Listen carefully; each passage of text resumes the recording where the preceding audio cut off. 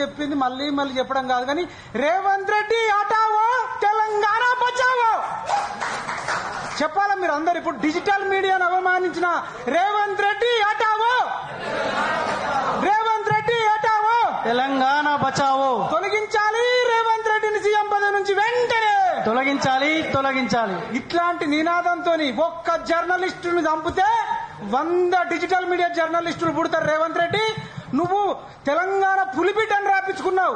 నువ్వు తెలంగాణ పులిబిడ్డ కాదు, నల్లమల పులిబిడ్డ కాదు, తెలంగాణ పిల్లివని నల్ల పిల్లివని ప్రకటిస్తున్నాం. నీతో అయ్యేదేంది పోయేదేంది? ఓ పాటలు రాపించుకుంటావు వాళ్ళతోని వీళ్ళతోని. సింగమోలే గదిలినవు, ఏడ గదిలినావు సింగమోలే. డిజిటల్ మీడియా జర్నలిస్టులంతా సింగమోలో కదిలితే, నిరుద్యోగులంతా తల్లిదండ్రుల కాళ్ళు మొక్కితే, కేసీఆర్ మీద కోపంతో నీ కోటేశ్వరు గాని నీ మోకాన్ని చూస్తే కామారెడ్డిలో రెచ్చి ఇచ్చి వద్దు ఓడగొడతామని చెప్పి కామారెడ్డిలో చిత్తుగా ఓడిపోయినోడు ఇవాళ ముఖ్యమంత్రి అయి కూర్చున్నాడు. నువ్వు ఎమ్మెల్యేగా ఓడిపోయినోడివి, అసలు ముఖ్యమంత్రికి నీకు అర్హత ఉందా? జర్నలిస్ట్ చదవనోడు జర్నలిజం కాకపోతే పొలిటికల్ సైన్స్ చదవనోడు పొలిటికల్ లీడర్ ఎట్లా అవుతాడు?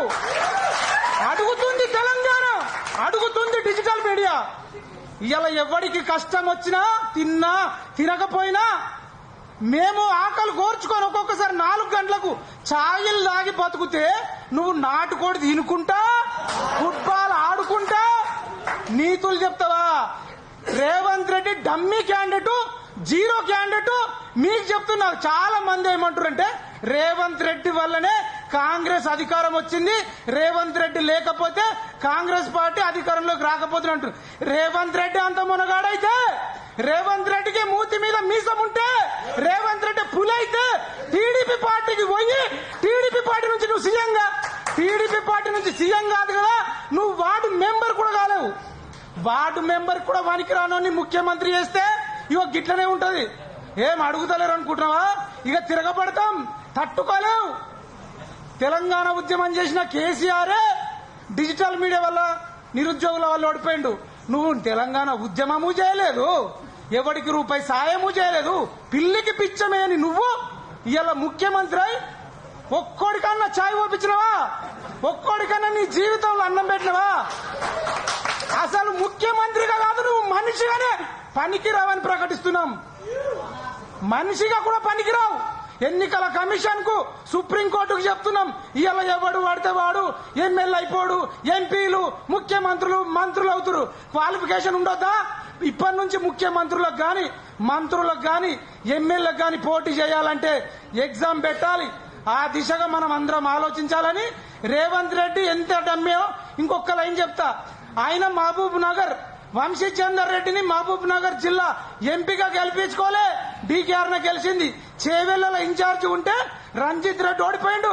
ఆయన ఉండేది సికింద్రాబాద్ లో, అక్కడ దానం నాగేందర్ రెడ్డి ఓడిపోయిండు. మల్కాజ్గిరి ఆయన సిట్టింగ్ ఎంపీ, అక్కడ కూడా పట్నం మహేందర్ రెడ్డి వాళ్ళ వైఫ్ ఓడిపోయింది. ఆయన అడుగు పెట్టిన దగ్గర ఓడిపోవుడే. మొన్నటికి మొన్న పట్టభద్రుల ఎన్నికలు జరిగినాయి, కర్రు కాల్చి వాత పెట్టిరు పట్టభద్రులు. ఆదిలాబాదు, కరీంనగర్, నిజామాబాద్, మెదక్ 4 జిల్లాలలో రేవంత్ రెడ్డి మోకం చూసి చిత్తు ఓడగొట్టిరు. టీచర్లు ఓడగొట్టిరు. నల్గొండ ఖమ్మం వరంగల్లో టీచర్లు ఓడగొట్టిరు. ఇంతకంటే ఎన్ని ఎగ్జాంపుల్ చెప్పాలి? Revanth Reddy dummy, Revanth Reddy dummy, Revanth Reddy zero. Final గా రేవంత్ రెడ్డి హటావో, రేవంత్ రెడ్డి హటావో. జై జవాన్, జై కిసాన్, జై హింద్. Thank you.